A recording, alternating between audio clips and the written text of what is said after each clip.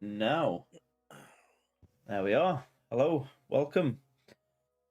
Welcome to episode 6 of Monday Night Football, as hosted bi-weekly by me and guesting DJ Earth. The other bi-weekly, DJ hosts it and I guest. So, yeah, it's basically our show. We pop it between our channels. So if you're new here, we are both Sunderland fans for I don't know our sins, I guess. And yeah, DJ, do you want to do your intro or what you want to say as hellos? Yes, hello to everybody. Like I say, me and Anthem Mackham, we've got a weekly Monday show as well as our commentary on the games. So yeah, number 6 already. Crikey, where's the week's going? I Where's don't, the week's going? I didn't know, mate, but it's been fun. It's a nice little show we've got going. I feel, and anyways, we get to talk about what's happened over the previous weekend. I don't know if you've had a chance or not, DJ, but did you rewatch um our previous uh Monday Night Football? Did you rewatch that and how much faith we had in our team going into it? Yeah, I did indeed. I. Um, we I, so should we get the elephant out of the room? The result on the weekend was just not good enough, really, against Lincoln. 0-0. Um, well, you were saying 4-0, I was saying 3-1 to the lads.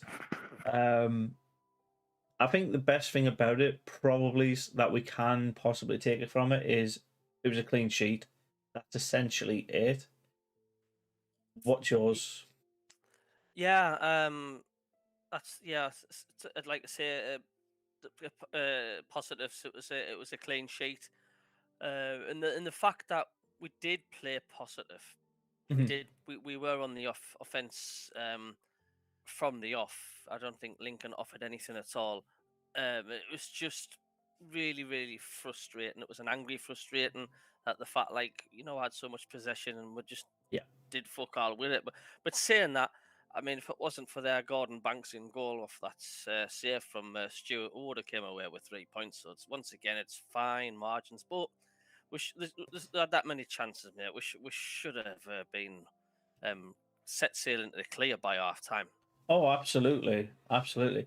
And I think it's another one of those ones where it's an opportunity missed because literally every other team around us also dropped points. You had Oxford who drew, Sheffield Wednesday drew, Wickham who drew, Ipswich and Pompey all drawing, and it was that one weekend where everybody around us was not on form, not on fire, and failing to capitalise in those kind of weekends is not ideal.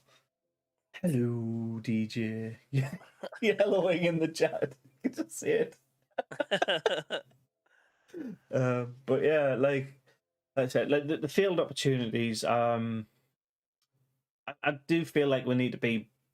We did exactly what we needed to do defensively, which is fantastic. At least we've got that sorted out for us now. It's just Um, the fact,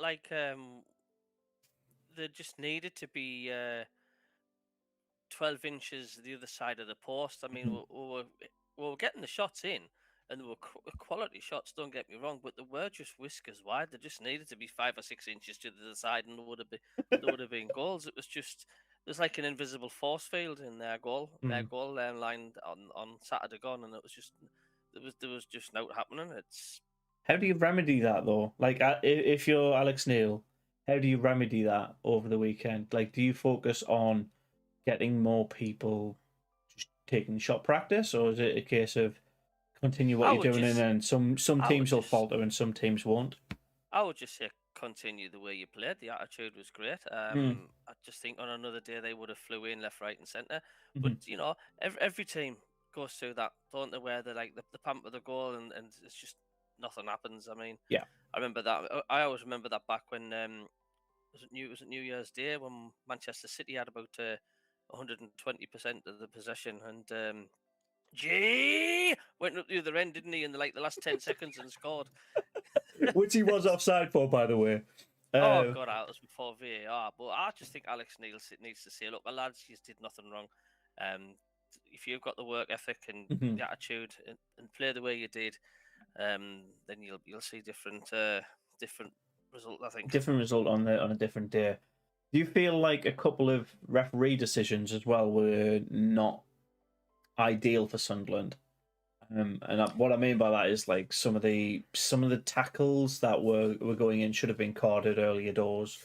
A couple of It's the usual standards, really, isn't it? Where there's like this missed fouls and important decisions by these League One's refs. So yeah, mm, absolutely. I think there was at least two shouts for penalty, but one of them was like a clear cut penalty that was not given. And can you think of you like other than like the referee just being blind to it all? Can you think of a rational decision if he did see it? Why he wouldn't give it?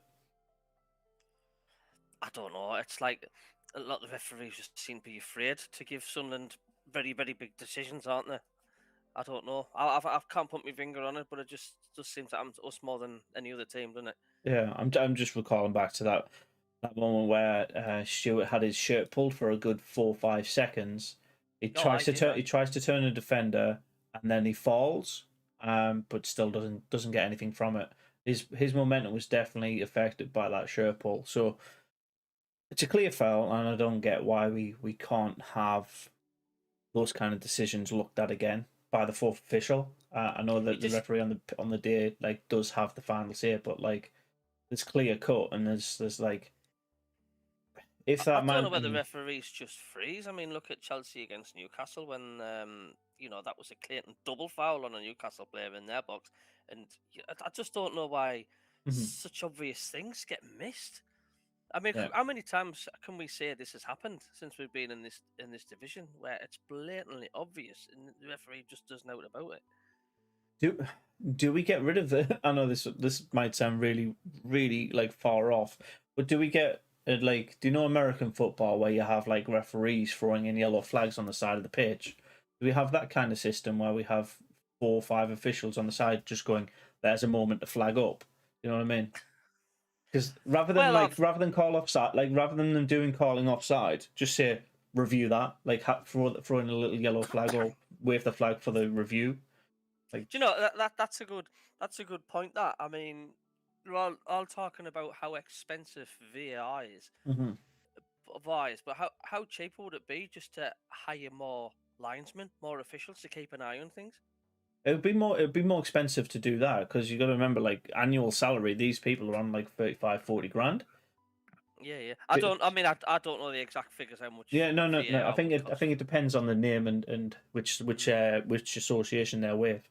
But the like which tier of FA. So if there could be county or whatever, that'll be different brackets. But having that You level see, of professionalism that's behind it, that's why I think it's unfair. I mean, it's football across the board. Why Mhm. VAR should be available in the leagues right across from the whole of the leagues. I mean, it's yes, the Mhm. Premier League's got the more money, but we're still playing football the same as them. Yeah, And I just think it's unfair because it's costing so many teams um, right, promotions and big results. Yeah, absolutely. vital Because of points. the fact they've got VAR and we haven't, and We I, actually I do, by just the think it's way. wrong. We have the Sunderland, the stadium like has the VAR infrastructure. We have the goal line technology. We've just Hmm. disabled it since we dropped out of the Premier League because it's not a requirement of the Championship or of League One. But we've got I mean, I the can understand for offside, when you've got like the mm, line. I mean, you need technology for that. But why can't there just be a monitor on the side of the pitch for a referee to look at a replay? Like, mm, every time there's a chance, Sky or whoever's broadcasting it shows the replay and we can see it, can't we? yeah. So why can't there be a monitor on the side of the pitch for like say penalty decisions? Doesn't have to be massive technology, does it? It's just the referee just needs to see a replay. It's that, and it's also the fourth official, the guy who puts up the time and the numbers on the board at half time. Yeah, yeah, yeah. They're official. They're already there. Why can't they also just be watching that? I don't know. It's I really would, I, it's really mad. But I would um, love to know what the referee thinks when he sees the replay himself, and when if he actually admits that he's made a cock up. yeah, like oh shit, I got that wrong. My bad. I don't think you ever hear referees do that at the end of games, though, do you? No, it'd be nice, wouldn't it, if the referee had an interview?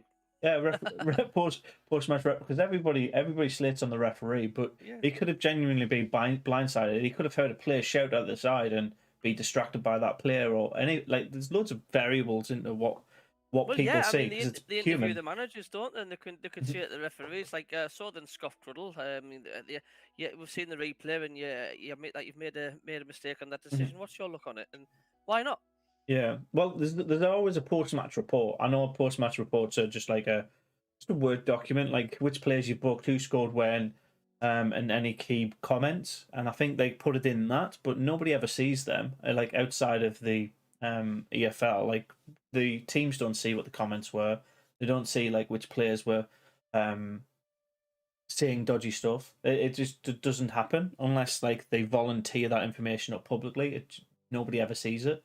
So maybe there's that level of clarity that we need in this level of game. I don't know, but yeah, that's a fun little side topic, isn't it? Like, what do you think was in the referee's mind?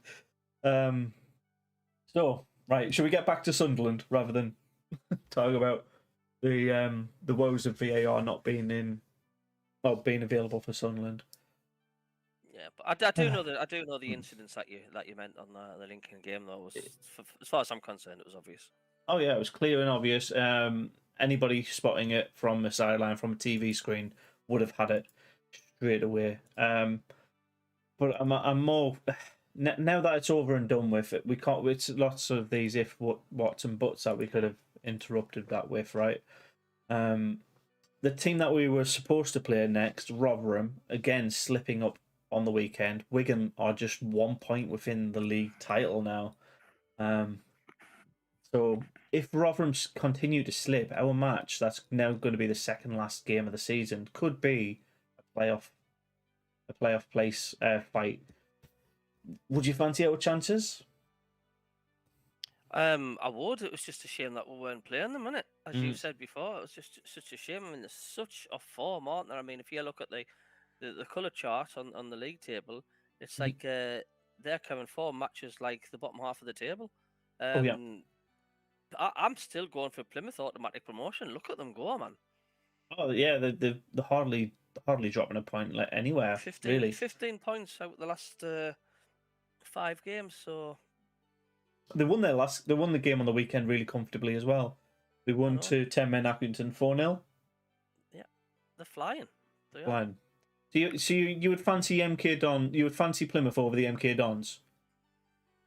To get promoted. Yeah, to get the automatic. So say Yeah, Rotherham I slip do. out. I think Yeah. Wigan are pretty. I think everybody's saying Wigan are getting the automatic. People were saying Rotherham as well. But you'd say Plymouth would leapfrog MK I do. Dons. I just don't. For some reason, there's just no stopping Plymouth at the minute. Mm. What's special about them, and why can't we replicate it? Well, I'm just boggled because they were miles behind us, weren't they?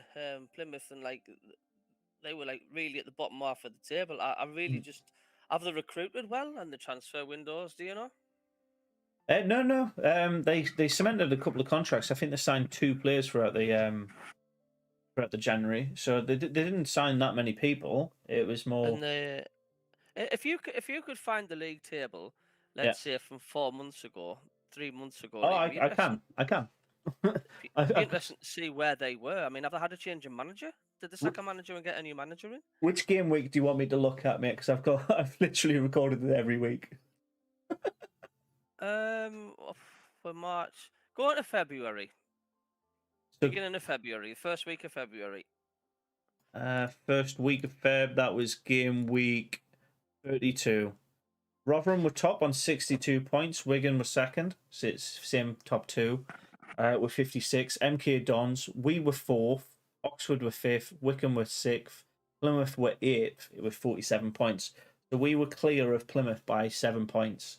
Now it seems to be near enough. It's definitely going the other way.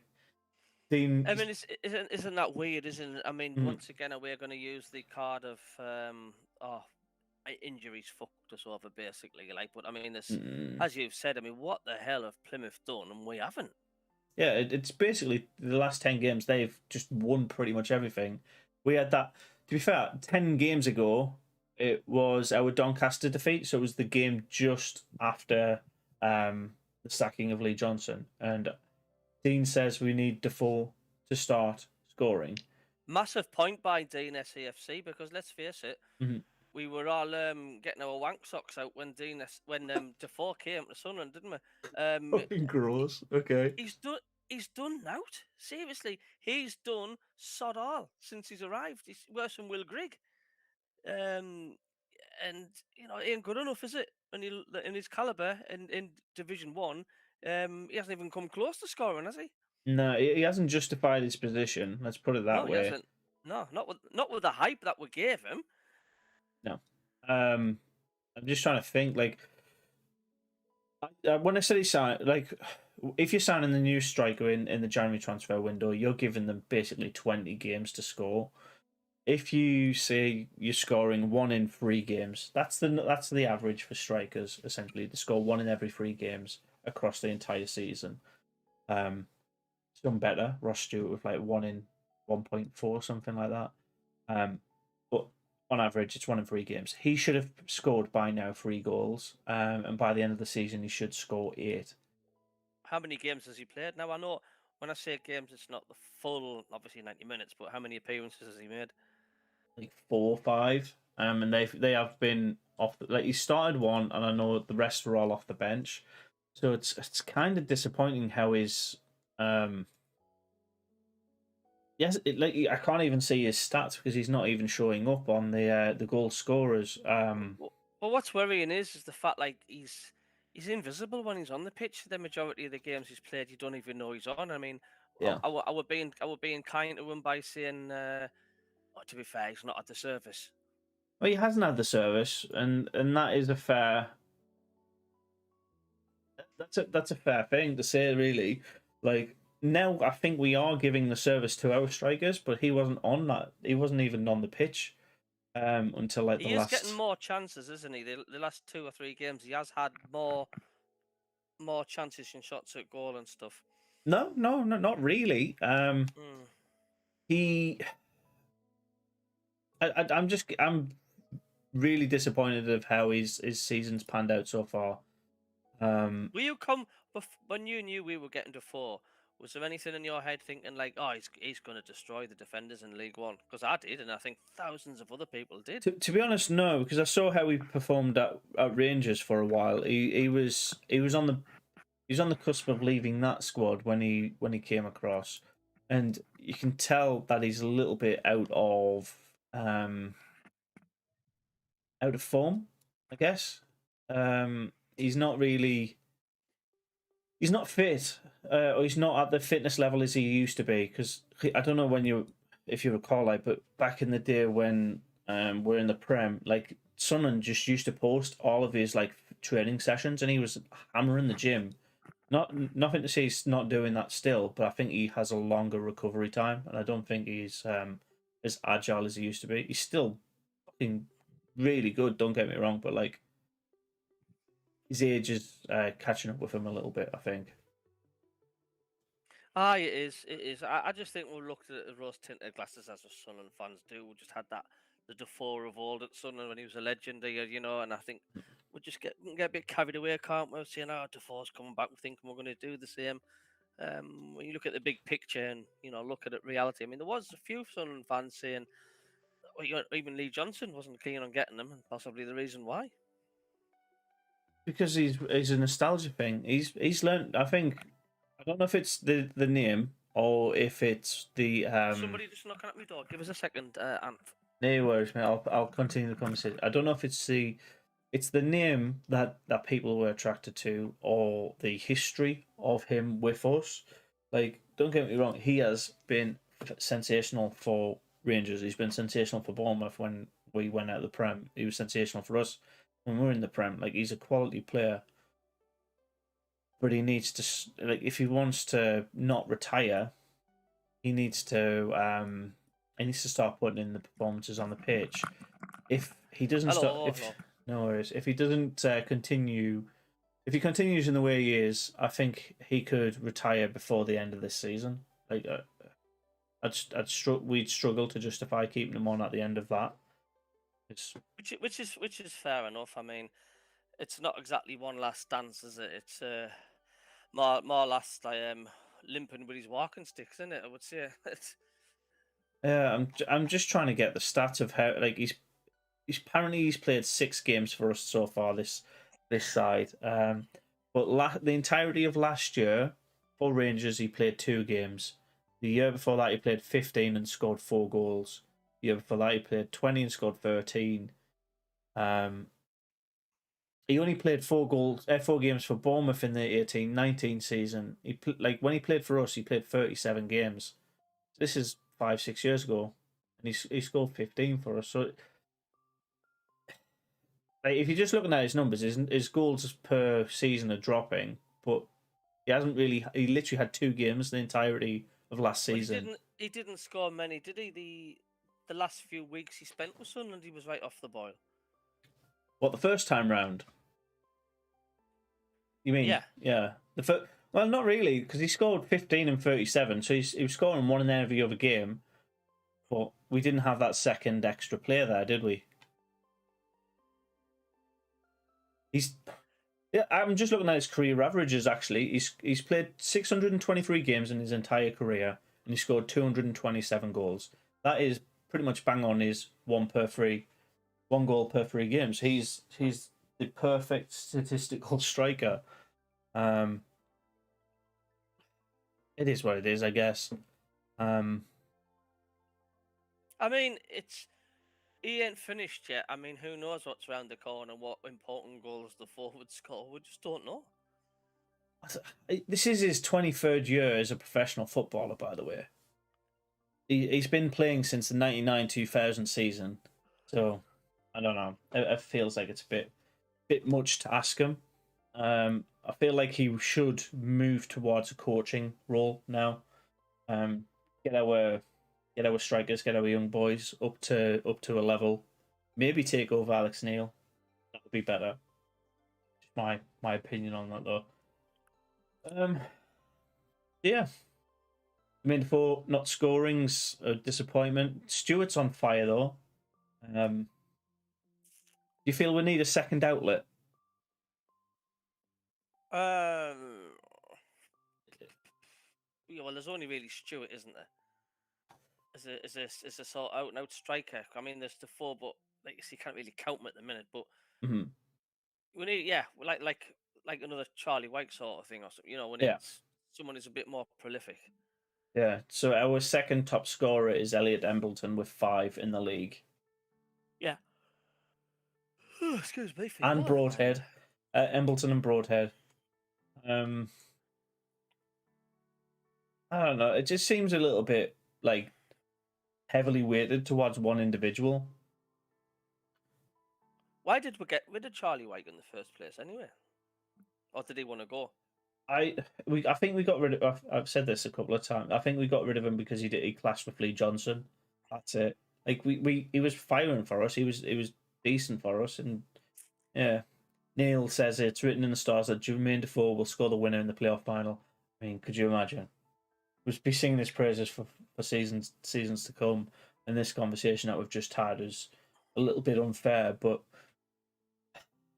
like we've got to make the playoffs first.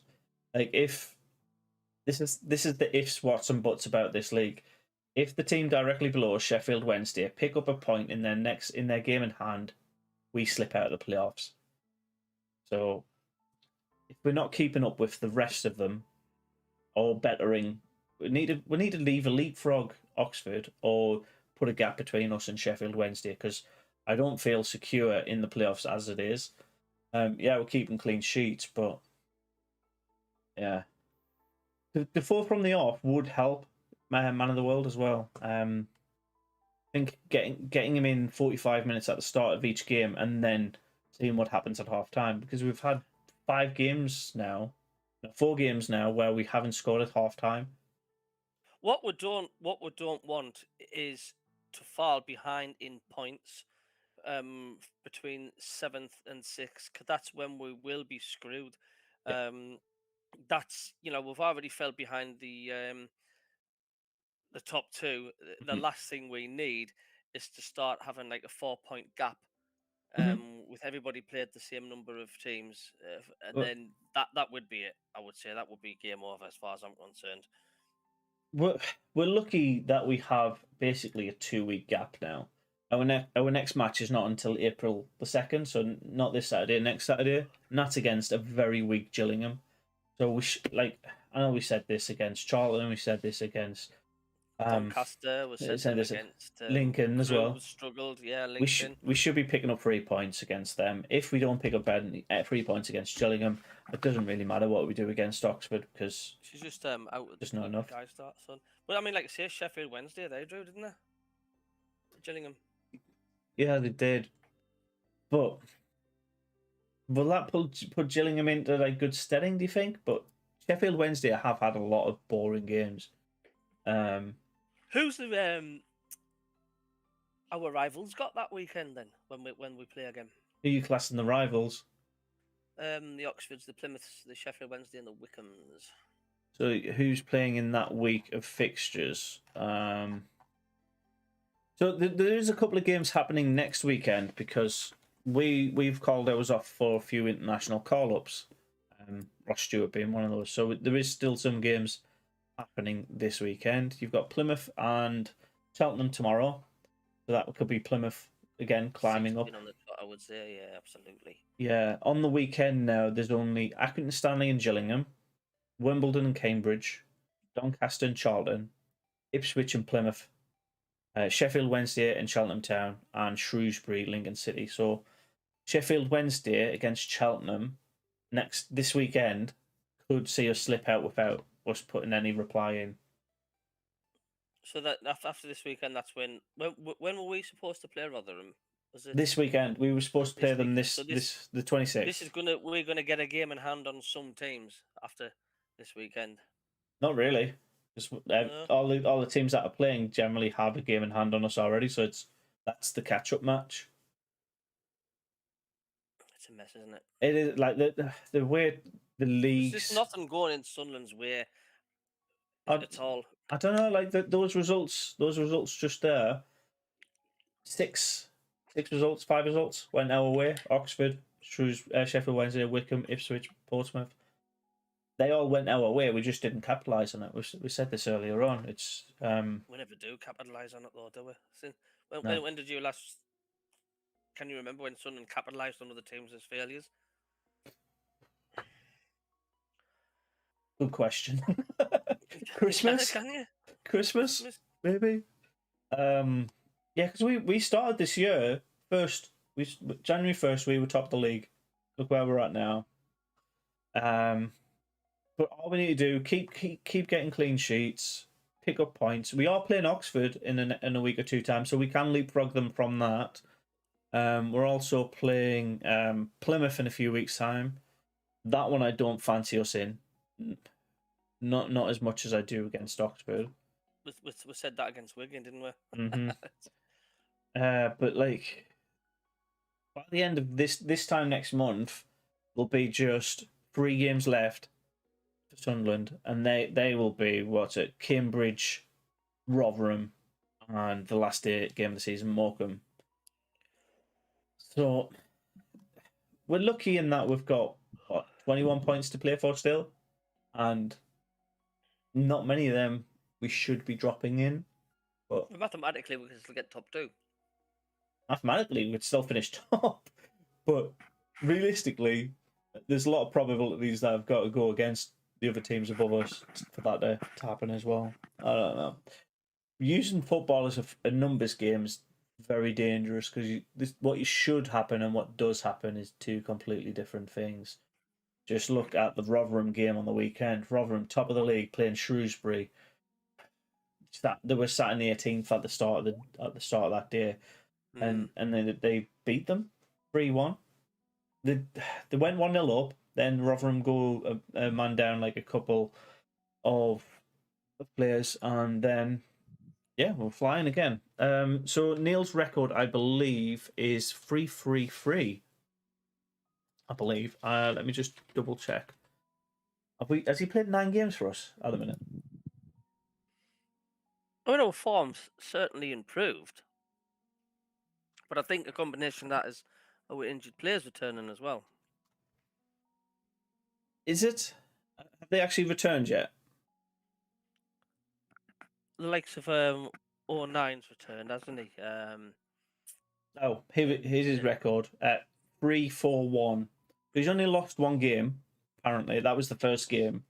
But he's drew 4. He's already becoming a draw merchant. which is just about the advantage he has in this divisional rules, haven't they? Yeah, but we can't be drawing all of our games. It's just not. We've drawn enough. far too many every single season. We've had too many draws, which have cost us promotion. You know, we've got to turn them draws into wins. If you want promotion, there's no other way. You know, too many draws, you're just not going to go up. You're just not, are you? No, you're So not. Not at all. It's kind of embarrassing though, really. It's it came out of nowhere as a head coach, right? Like he was unhired for 11 months before he came to us. I wasn't jumping for joy when they announced him. I'm still not jumping for joy. Do you know what I'm saying? I'm just sitting back and watching the show Yeah. to see what happens. But I wouldn't lose any sleep if they got rid of him at the end of the season.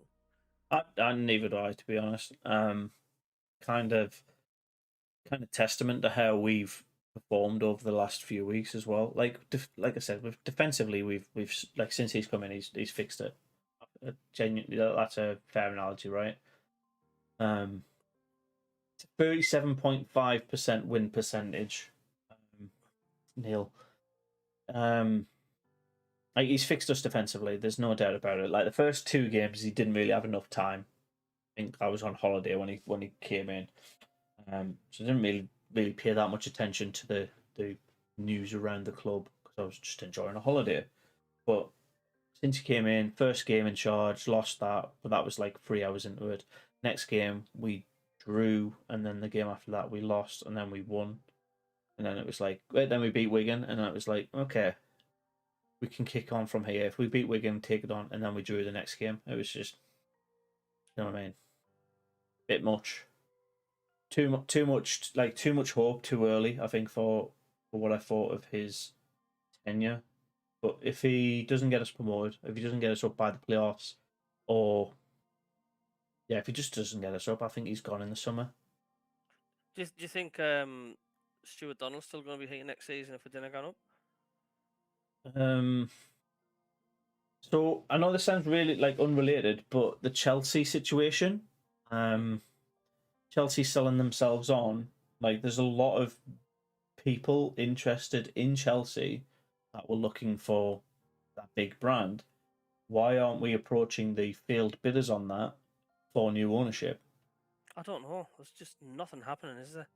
Yeah, it's because it's a little bit because we're in League One, but also the ownership of the brand, it's not really returning anything whilst we're here. So even if we go up, I think he'll go definitely because he'll sell on and he'll bank the money on it.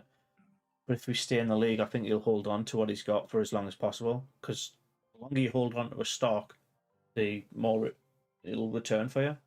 And he's got time on his side, hasn't he?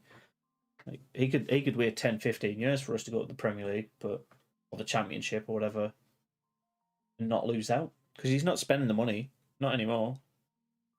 That's what KLD is supposed to be doing. Yeah, and they'll soon got in his back, won't they? If we'll try to. Yeah. Go on, mate. Go on. No, I'm just saying, like they'll soon get on his back, won't they? I mean, you know, if we feel like going up, they'll be wanting questions. You know, what was your intentions at the beginning of the season and stuff, and they'll want answers. What's your plans for next season, and what you're going to be doing? The fans will be demanding it. Oh, absolutely. Keep your glass hot. The glass is still half full. It's just until we get the 3 points in every game, and until that final whistle of the 90 in 9 games, no 6 games, Kyle? What's the number? In 7 games' time, as soon as that 90th minute whistle goes, we can say we're playoffs now. We've got 3 more games. We can go up. But until that, there's a lot of there's too much like. So you say lack of guarantee. It doesn't matter if we get beat in the playoff final or that's the same disappointment, the same level of disappointment, getting Hmm. beaten in the playoff final or finishing 7th or 8th or 9th. Because either way, we haven't gone up. So it doesn't matter if we're well, people can say, well, to be fair, at least we got to the playoff final. Do you know what I mean? But I'm not Hmm. having that. It's the end result that matters, isn't it? And if we Yeah. haven't gone up, we haven't gone up. I would like a Wembley visit. That would be Because some Sunderland ideal. fans will say, I mean, will you be one of them that'll say like, oh well, to be fair, let's give Alex Neil a chance next season. He did get us to the No, playoff final. no. I think he should. If he doesn't get us up, if he doesn't get us up by any way of getting us up, he should go. Like, he had a 6-month contract to keep us. Like, he had to come in to get us the automatic. When he came in, we were third. We slipped out of the top two because we sacked Lee Johnson after that 6-0 defeat. And like before he came into place, we lost 2 games, and that saw us drop. And then since then, like defensively, we were shit. We were leaking goals pretty much every other game. He's rocked that up, closed that bridge, and now we just need to score again. And Tam says, let's say 45 million for the whole club, spend a billion getting us to the Prem, saving 1.5 billion over the cost of buying Chelsea. Simples. Is that how much people are evaluating Chelsea to be? 1.5 billion. That's an inflated number if I've ever seen one. 1.5 billion. Is the club worth that? Do you reckon? I couldn't answer on that. I've absolutely no idea, but I wouldn't be surprised. I, I don't I know. no, I will be 1.5 billion. Look how long Mike Ashley held on to Newcastle for at 110 million. He was selling the club for a good solid 12 years, and nobody wanted to spend 110 million on it. So no, 3 billion for Chelsea. And I that mean, bit just is Google it. How much is Chelsea worth? It's that seems a bit that no wonder they were under some scrutiny under financial fair play. That is a stupid amount of money for a football club, regardless of which club. It could be Real Madrid, it could be England. Like, that's too much money in one club. Nah, that's one side of the game I do not miss about the Prem. I'd much rather come up against a Burnley who spend like what 25 to 50 million per season and be respectable in that. 2 billion. it's getting more and more like the Scottish League, the Premier League every single year. It's just the same two or three teams involved in it. Every cup competition, it's always the same lot that's in the final, or you Uh, know, no, I wouldn't say that because if you look at the Premier League over the last decade, there's been 5 winners. If you look at League One, there's been 3. If you look at Santander, it's been 3 teams. If you look at the Bundesliga, it's been 2 teams. We have got a more diverse oh, footballing system. I'm on about like it's like mostly like in the cup competitions as well. I mean, Hmm. how many times did Man City win the League Cup? It was on the trot. It was 4, I think. I know But yeah. ridiculous how many teams in all the whole of the league, and it's like only one team can win it. Mhm. It just shows you how one-sided the freaking football is, isn't it? A little bit too one-sided, and it is towards the money side now. But I think it's good that Chelsea have sold on, or been allowed to sell on, because I think I would say if Chelsea went under, I kind of say like the debt that they have. Um, I don't know if it would be written off by the government because it was Russian backed, and we wouldn't fund a Russian company or a Russian thing. And that would just wipe off the club's debt, or if it would crumble the EFL structure altogether. So I don't know. It's kind of a nice thing that the government's allowed them to basically allow somebody else to take it over, without paying the Russians. Got to keep Alex Neil next season. He's the most important asset. Do you really think so, Neil? Johnson is a youth team coach. Is The Alex results. Neil the only top man we can pick? Is he's the only one we can go for? I don't think so. I think he was the only one available at the time. But if we put an advert out at the end of this, if we don't go up and we put an advert out to all football managers, would you be interested in signing for Sunderland?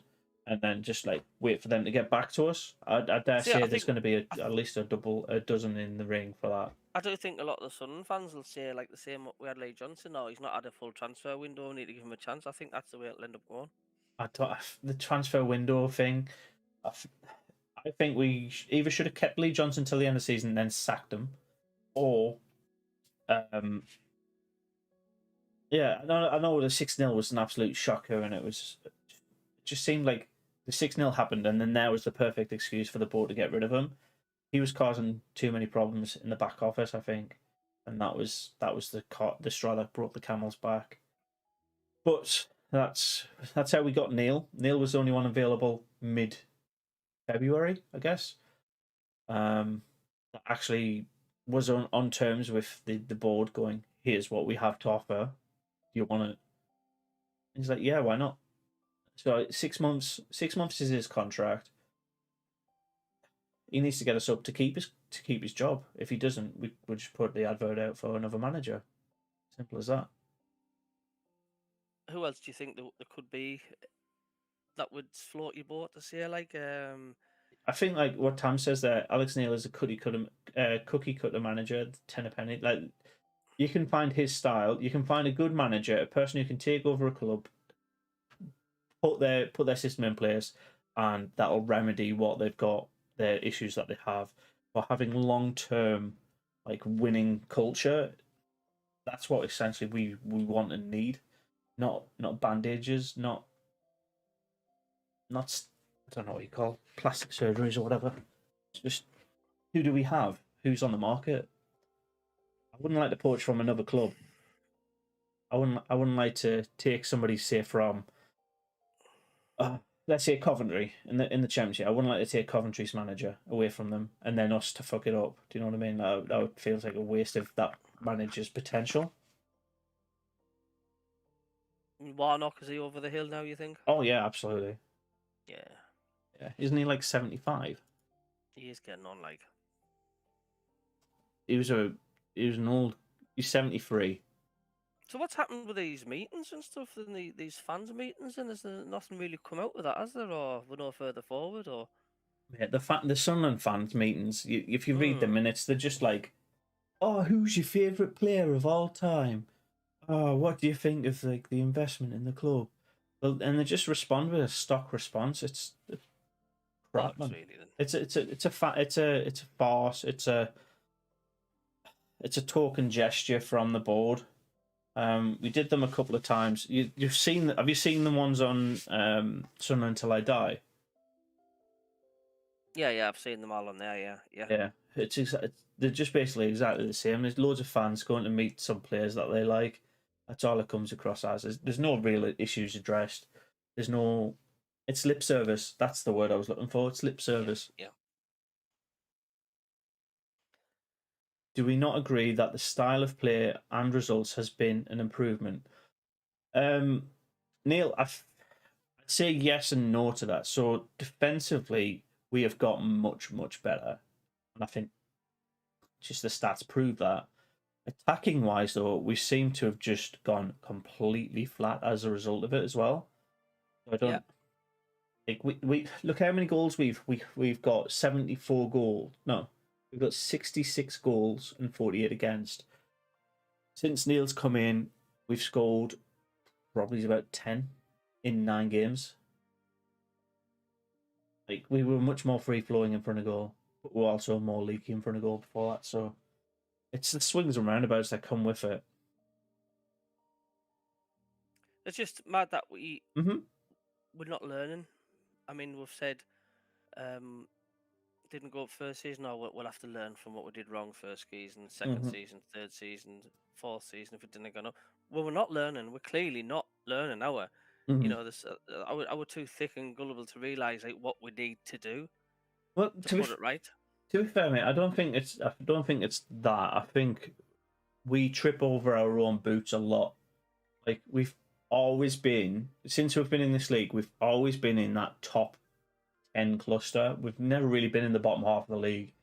We've not really had the true struggles of League One. We've just had we're on fire. Oh, no, we're not. now we're on fire. No, we're not. We just do a roller coaster season every season, and I think 2 seasons ago, or season 3, the points per game season, we kind of felt like the world was against us then as well, didn't we?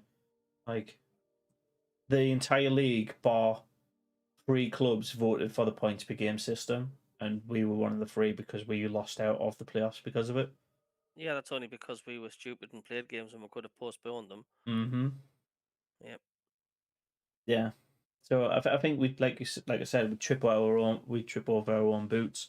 We lost those Because games. if we don't get promoted, do you think Stuart will be away? Probably because I think he is a tier above the rest of the league at the minute. He definitely is. So we did. So Neil says, I thought we bashed Lincoln, just couldn't put the ball in the net, and I think that, like I said, defensively we've solidified it up. We were running rings around them, but the basics of target practice of hitting the bloody goal, like why can't we do that anymore? What's changed? Why have we got to start taking shots from 20 yards rather than 6 yards? You know what I mean? Like our shots have definitely gone further back. Did you? It is. I was just complaining the other day, wasn't I, the other week, saying like, we need to start just having more shots on goal and stuff. And to be fair, we are doing it and we are causing more problems. It's more exciting to watch. It's just like, are they doing enough shooting practice? That's what you said Yeah. before. I mean, is there evidence in there that there isn't? Mhm. I've seen better shots at the soccer pro M on soccer M on a Saturday morning. I've seen better shots on goal. Seriously, Yeah, it's no, I'm it's. just thinking. I'm just remembering Chris Kamara's one with his like pasty slapper shoes on. Yeah, But it does make you wonder though. Are they doing many long range shots or because it looks when they're on the pitch that they're not, aren't they? yeah. Well, we can bury the ball in front of like when we're close to the goal. Like the one good effort that they had to save was because of it's a good cross. It's perfectly onto Stewart's head, and the keeper had to make a worldly save of it. You Hmm. call it a Banksy save. Um, Like that's pretty much all I can call out for what their keeper had to do, considering we had a shit ton of shots at goal. Like we had like 19 shots, and that's all I can remember their keeper doing. Kind of weird. But you do get games like that though. I mean, I remember a while back in the. So do you class that Rotherham game, not that Rotherham game, that game on the weekend, one of those freak games? Because it can only be a freak game when it's I not do. common. I mean, I remember in the. I think I think it could have been the Championship or the Premier League. I'm not too sure where Sunderland, I think they got such a colossal amount of shots on goal. It was something like 30 odd, if not more. We lost 1-0 against Blackpool and we were at home. Yeah. And every now and again, you'll get these games where the ball, for some strange reason, just doesn't get in. I don't know whether is it because we're trying too hard or I don't know. I don't know what causes it. You can never try too hard, mate. I don't think that should never be a thing. Philip Emerson says if we don't go up, Alex Neil will be given a chance to get us up next season, and I do think that will happen, whether or not we agree with it or not. And I can see it. I I can can't. see it happening. I can't see it happening. But I'd much rather us put out the post and him to fight against other people for the job. Just because he's got the head coach job now, we want a manager, and we can just say, right, we want to get rid of a manager. If you want to apply to be the manager, then apply to be the manager. You might have the shoe in on it, but we want a manager. We don't want a head coach, and that's No, how they no, could. That's how not we this could head post coach it. bollocks. Yeah, that's how we could rebrand it, rephrase it, or whatever. Because we could put out an advert for a job that doesn't exist exactly at Sunderland at the minute. There's no manager; it's a head coach. So if we say we want a manager and like we need a manager, Neil could be it. But if he doesn't get us up, I kind of feel like his style hasn't worked. It's not like he's had 2 or 3 games and it's that. He's Alex had Neil about is cheap, of course. He's going to get another go, and this is another thing what the Sunderland fans are constantly saying, aren't they? It's like Budget with club. Stuart Donald and Salmon Pants involved. It's like they're going to go for the cheapest option all the time. Mm. Yeah, League One is a battle. We won the battle most of the games. Neil has been in charge. You win the battle, then usually you win the game. Football is a funny old game. It is. But like I said, we've done defensively what we need to do. It's we've drew 2 games now 0-0 against really weak opposition, and I don't want to put them down long term. But this season, these 2 teams have been shit. Lincoln and Charlton have been woeful, and when we played them, Oh, we terrible. should have been beating them, especially the style of play that we've had. So something about making us a bit more defensively mindset. Well, Lincoln was certainly nowhere near the standards of what they were when we played them in the playoffs. They were Yeah, well, they've gone right downhill. they're a completely different team to what they played us when they beat us 3-0 with Maguire's hat trick. Mm. They're a completely different squad, and they're a worse squad for it. Why can't we put the ball in the back of the net against these dogged teams? You know, we keep saying like it's a free call game, isn't it? Or it's like it was Yeah, just a free. You know, it's. I don't. It's yeah, just weird, isn't it? I mean, 90 minutes is a long time. it You know, is. it's and it's thinking like, I think it's a mixture of things. Sometimes it is just the run of the luck on the day. Like the run of the luck on the day. We tried so many times. Like the one effort where you thought, oh, this is definitely going to be a goal, gets plucked out. So it might have just been Lincoln's day to rescue a point. That it might have just been that. Could be that some of the decisions might have went against us. It just feels like we're having too many games where the other team gets the luck and not us. The last 3 teams have been weak. It's when we run against half teams, it's going to be less than 10. So I think when we play against good teams like Wigan, like we're going to do against probably Oxford, maybe Plymouth. Like I think we will have a much better game for it, and I think we're more likely to score in those games because they're not as defensively set up. They like to attack and they create the spaces, and we will take advantage of those spaces where the other teams that we're coming up against in the bottom half of the table are trying to defend for their lives. Maybe it's that. should we talk about a little bit about? Should we say Yeah. congratulations to Ross Stewart getting a call up for Scotland? I mean, we could be seeing him playing for the next national team at the weekend.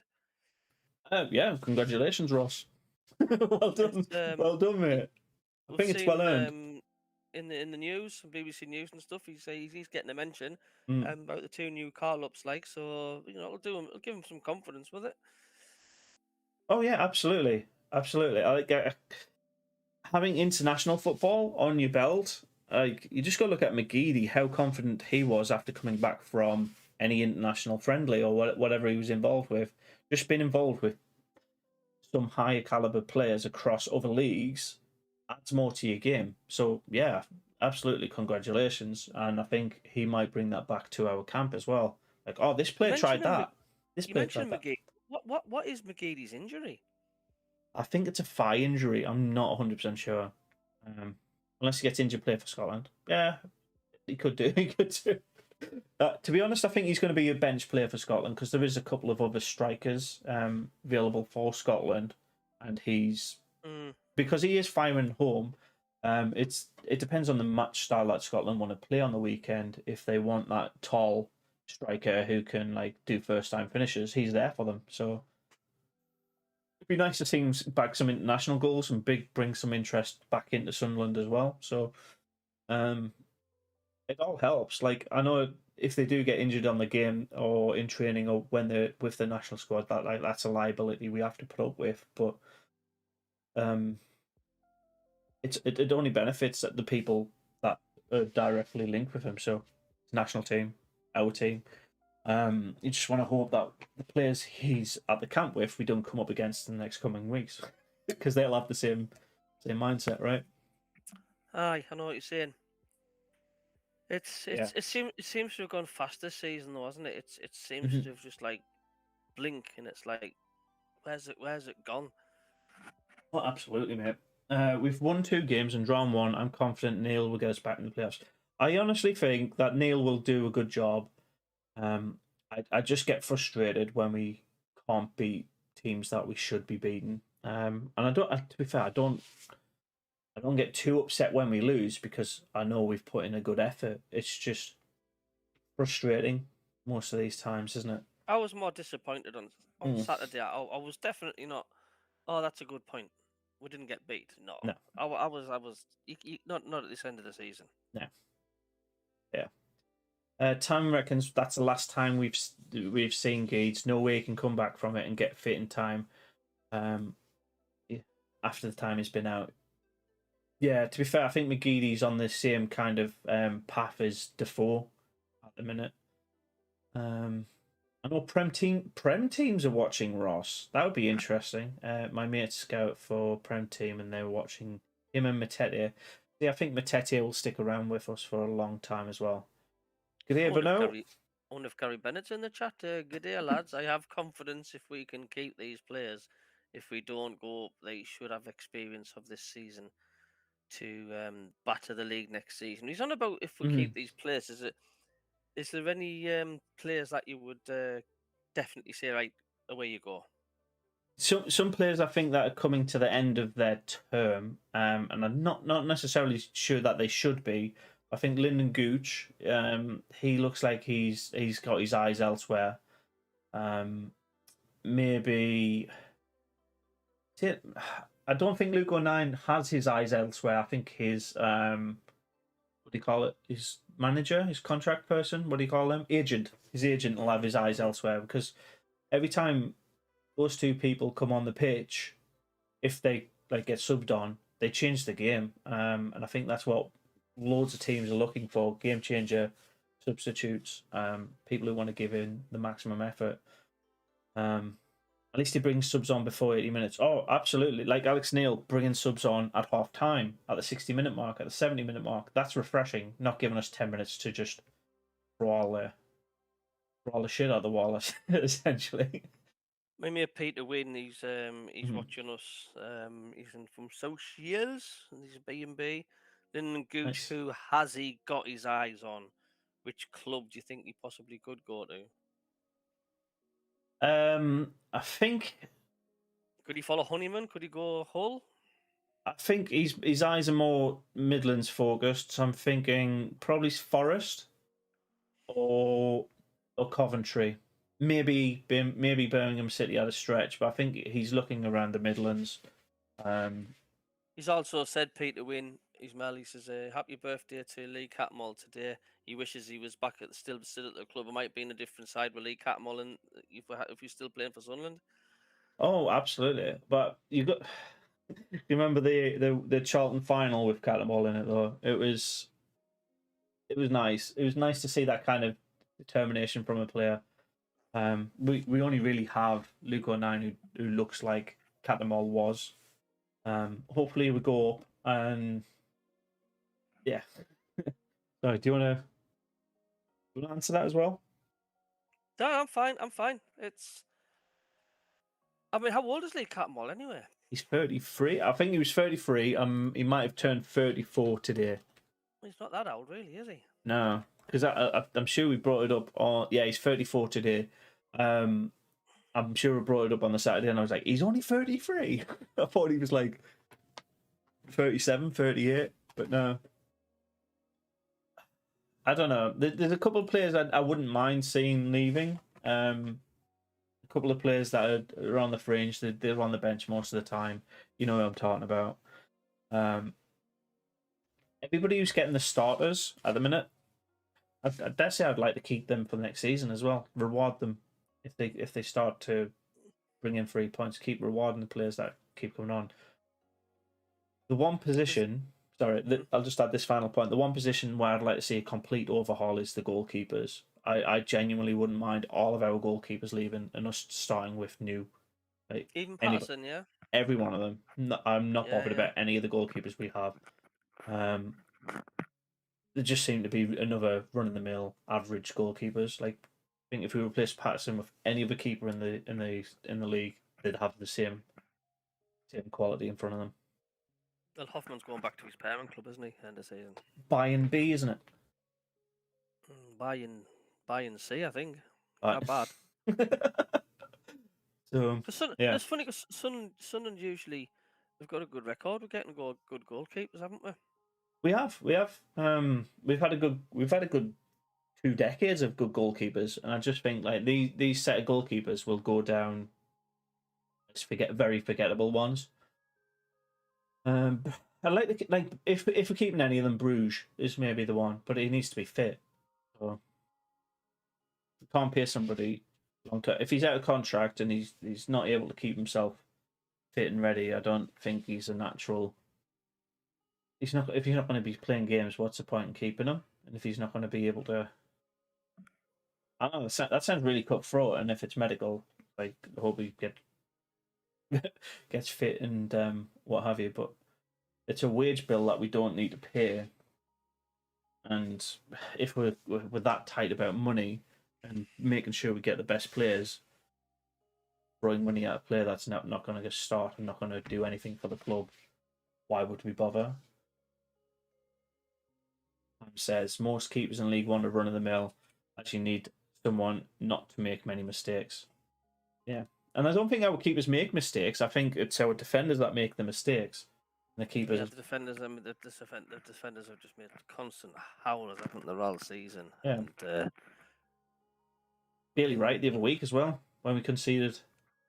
yeah, I know. Mm-hmm. So yeah, is there any players that you would love to like, regardless of what happens, up or down, who you'd like to see it with us next season? Name 2 or 3 players that you'd want to see with us through thick and thin next season. Well, I would like to see obviously Stewart. Mm-hmm. Can we count the loans? We can get the loans, like I said, any of the players that we've got. If you'd like to see I would them, like in our Clark. I would like yeah, to see. I would like to see Clark. yeah. I thought Embleton was alright, but he's gone right off the boil. I'm trying to think when I go for any defenders. I mean, Bath started alright, but then he's got injured, and then he had quite a few bad games, didn't he? Mm-hmm. I like Jaco. Jacques, yeah. Mhm. Tam says Pritchard. Yeah, good shout. Pritchard. So I'd like to see Luke O'Nien, Pritchard, and Stewart. Those 3 Yeah, players. 09. Yeah, that's another. Yeah, there is a few gems to hang on to, isn't there? There is a few gems in there, and I think as long as we keep a core, Matete will be a good one as well. If we can keep him long term, that would be. I think he would flourish with us. If we go up, he'd flourish with us. If we stay and we go up next season or the season after, however long it takes, he would flourish with us. He just got strong like Maja vibes. I don't know if you remember Maja at all. Oh, yeah. Josh Maja, like he he does some stupid shit on the ball. Don't get me wrong. He falls over it a couple of times, but he's got the quality. He's got the eyes as well. He can make defenders think he's going somewhere where he's not, and that's quite a talent for midfielders to have. I know strikers have it normally, but yeah, midfielders being able to do that is fantastic. And I think Pritchard again, his precision on some of his crosses is absolutely essential for us. I think for Sunderland going forward, they need to have it's settled, signed, sealed, and delivered upstairs in the board. That's what they need because it does give the players unrest. I mean, they want to know what's going on. We've had enough with Ellis Shaw, to how long that took to get the sale, and it's still not properly sorted out with this current situation. And I think I'd like to see something sorted out properly before the beginning of next season. Yeah, and I don't think you're alone there, mate. I think the ownership of the club, especially Not this how public it has consortium been. bullshit because that's just a mess, man. Yeah, It's just I'm not. I don't like that. Never been a fan of it. yeah. Like I know there's too many owners, and not knowing when you. I think it's the uncertainty of knowing if your wages are going to be honoured, because when a new ownership, when your contract gets 2p'd to a different company, I don't think it can do that. When you acquire a company, you have to honour the terms of a contract for 12 months, right? I think these players will not really care that much. Legally, they're getting paid whatever they've agreed to for 12 months. Whenever a new owner comes in, that's 12 months flattened at that point. So Just hold the line a second, mate. Just hold the line. Sorry, just yeah, the line. no, it's Neil says we need an Neil says we need an experienced keeper. Pato is a bit young for me. It's done great since he's come back. Who's Pato? I know it's a Pato Patterson. Patterson. Atete is 21. You'd expect daft stuff, to be fair. Yeah. That was just the way things just on the way back here. Sorry, carry Awesome. on, Awesome, mate. Alfred. No worries. So Neil says we need an experienced keeper. Patterson's a bit young, but has done good since he's come into the squad. And Tam says Matete is 21. You'd expect daft stuff from a kid, essentially. A mistake is putting too much onus on too many kids. I'm on the phone. I'm in the library. I'm on a stream. There you go. Yeah, I just think there's too many things to worry about at this stage of the season. I'd like to say, like, this time next week, there's still the same questions are going to be asked because we haven't put in a performance, but we'll get to see what we can talk about what Ross Stewart's been up to over the weekend. We can keep an eye on the Scotland game, see if he's had any match time, that kind of thing. Look out for how Sunderland players are doing on the international break. And then Yeah, there's going to be no commentary thing unless you still do you still want to do something this Saturday? I don't know. Is there many games getting played in this division? You say there's 6 or 7 games still going ahead in this division. you So can still have you can still have a crack on if you want, or unless you've got other plans and if you want to do a League One watch or something like that. you've got tomorrow. Or do you think We've it's got pretty? I don't know. We can ask the chat now, can't we? Like we've got tomorrow night is just the one game, Plymouth Cheltenham. I don't think that'll be a good use of our time just watching the one match. I No, know not at all. because No. Plymouth are above us. We know if they win, they're still above us, and Cheltenham are nowhere near. I don't think we play them again yet, so like we don't care about what Cheltenham do. I think they're casting away from us. I think it's Oxford, Sheffield, Wednesday, and Wickham. Yeah, And that's the three. That's the three teams now. That's can affect Sunderland's and Sheffield playoff Wednesday, success. and Sheffield Wednesday. Sheffield, did I not say Sheffield Wednesday? Sheffield Wednesday, yeah. Yeah. So on Saturday, there's the Accrington Stanley Gillingham game, AFC Wimbledon, Cambridge United, Doncaster Rovers, and Charlton Athletic, Ipswich Town, Plymouth Argyle. That one we're interested in. Sheffield Wednesday and Cheltenham Town. That one we're interested in, and Shrewsbury Lincoln. So 2 games out of the 7. That's still not 2, 4, 6. 2 out of the 6 games that are going ahead on Saturday. We are keeping a keen eye on. So maybe that is still worth it for those 2 games. Yeah. I would say so.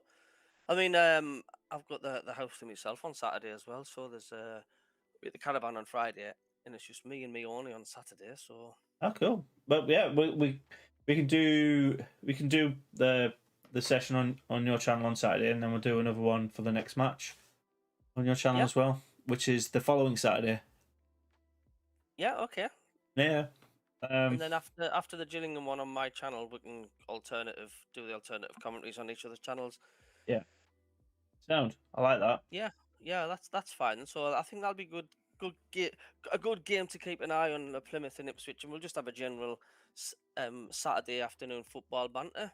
Yeah, there you go. Like the soccer Saturday special on. Chocolate delight. To be honest, when we win the playoffs, I'm worried about investment for the championship. I think that our club will be sold if we do go up, Neil. So it's an interesting point, but it's not a guarantee to happen. But yeah, it sounds like we've got the plans for the weekend sorted. Yeah, absolutely. Like I say, I'm on my own here, so that'll be kind of good. I'll get on the I'll also get on the OBS and I'll get a background sorted. What picture I want to use and. No worries. So we'll do a bit of a wrap up then. Obviously, the previous result 0-0 against Lincoln, not ideal. I think again, we didn't slip too much because of that point, but we can still slip before our next match out of the playoffs. Due to other games taking place, so we need to keep an eye on the Sheffield Wednesday game, the Ipswich game, and yeah, away the lads. Yeah. Who do you fancy out? Ipswich, Plymouth, and We can't predict on our game, so who would you go for? I'd hope for points, because if they're both dropping 2 points, that means we've got two points on two teams to climb above if we win. This isn't Plymouth's game in hand either, is it? It will be. It will be, because we missed the game, so they'll be on 39 games and we'll be on 39 games after that. No, the Plymouth Cheltenham Town, Plymouth, I think they're going to win that one. That's tomorrow night. Then they've got Plymouth Ipswich. So yeah, they will be a game ahead of us. But in this funny game of football, I mean, Plymouth are not going to win every single game remaining left, No. are they? No. What I'm more interested in is the Sheffield Wednesday at Cheltenham Town, because Cheltenham they won 3-1 at Wimbledon. They might Is come this in. tomorrow? No, it's not tomorrow, is it? No. Sheffield Wednesday. No. Sheffield Wednesday Saturday. I really think that the best that Sunderland can hope for here is a Cheltenham Town win. Obviously, a point would see us slip out into seventh, but would still be within 1 point, and that game in hand is now null and void. So it's purely goal difference at that stage between us and Sheffield. So a draw or a loss for Sheffield is ideally what we're looking for on Saturday. Come on, Cheltenham. We're Cheltenham fans this week. Yeah. As much as the horse racing was, we're Cheltenham fans again this week. How many points do we need to get into the playoffs? To guarantee playoffs, I think we need 82 points to guarantee it. So that's 15 points out of 7 games. My mate Peter's just asked, do you think KLD wants to own the club outright with 51% as he's looking for other investors? I think so, yeah.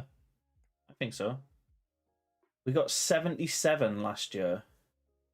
Yeah, and we only just got playoffs. I do feel like it's going to be the 80 mark for playoffs this year.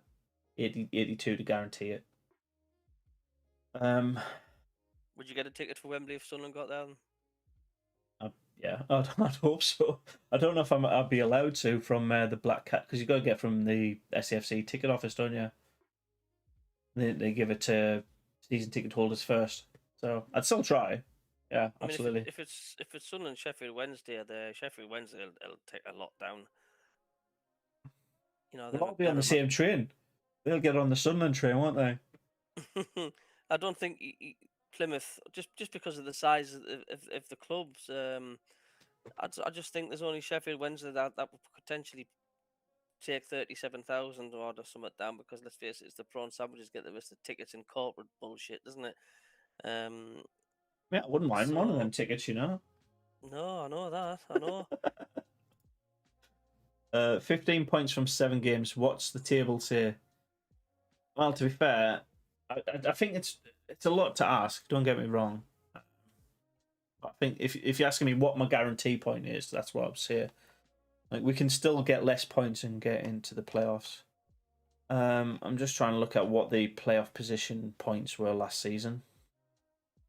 See, I'm not bothered if we're 20 points behind third place MK Dons or wherever. It's if we're in the playoffs, we're in the playoffs, because it gets all rubbed off, doesn't it? Yeah, so last year the last place was 74 points. We're nearly at that already, to be honest. Last place, Oxford United, 74 points. Charlton Athletic, 74 points, just out of it with 7 goal difference less. So, I wonder what number of points we were on this time last year. We finished on 77. We finished on 77. So we are on board for a better season we had last season. But that's not really saying much, is it? The year before that, it was 60 points on the points per game basis. What was the points total of the teams? Do you know that's won the leagues since we've been in this Division 1? Like Luton, did they get 100 odd points? To be fair, the season before that, when we finished 5th, we were on 85 points. The team below us, Doncaster Rovers, were on 73 points. So the top 6 were pretty much really close to each other. Let me just get to the first season while we come into it. First, I remember when Doncaster in Division 1 beat Leeds United 1-0 at Wembley to get promoted to the Championship. So, here we are. First season we're in it. Luton Town win it on 94 points. Barnsley on 91. We finished on 85. Just 6 points clear of the automatic point. So 2 games, 2 wins, and we would have done that. Next season was the points per game season. We finished 8th with 36 games played and 59 points. 60 points was playoffs. 67 was the winner, Coventry City. Last season was 89 points, Hull. Peterborough 87. First playoff place was 80 points. Last playoff place was 74 points. So if we're looking like mathematically, 75 points should be playoffs. But there's so many teams around that. It's kind of a little bit scary, right?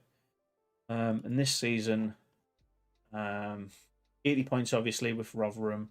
Wigan on 79, 76, 71, 69, 67. Like, if we get 75 points, we might make it as well. Oh, yeah. There's too many. There's a lot more teams involved in it. Absolutely. Mm-hmm. Fun times. Yeah. But yeah, it's a tighter season. I think 80 points, 82 points will be a guarantee. Anything less than that, I think let's see what other teams do. Right, we'll wrap it up there, mate. It's gone over the hour by a little bit. Yeah, that's fine. Yeah. Do you want to add any more points just before we close it off? No. I think we've just about covered everything really. It's been another good show as usual. Part 6. Bloody hell. Well, it's six. I mean, it's flying. We've got another 5 before the end of the season. We'll be on 11 episodes. We'll be a full on podcast at this stage. Absolutely, we'll have to get withdrawals when the season's finished. There you go. Are you looking forward to the weekend then? Let's go. Right, mate. I am indeedy. Good. I just want to call out. Thank you for the 15 likes. Appreciate you all. 16 likes now. Thanks for people who's been in the chat. It's been a pleasure. As always, see you next Monday on DJ's channel for Monday Night Football, and see you on Saturday on DJ's channel as well for the EFL action. Until next time. Absolutely. Well, take care, all. Thanks for joining us. Cheers. Bye.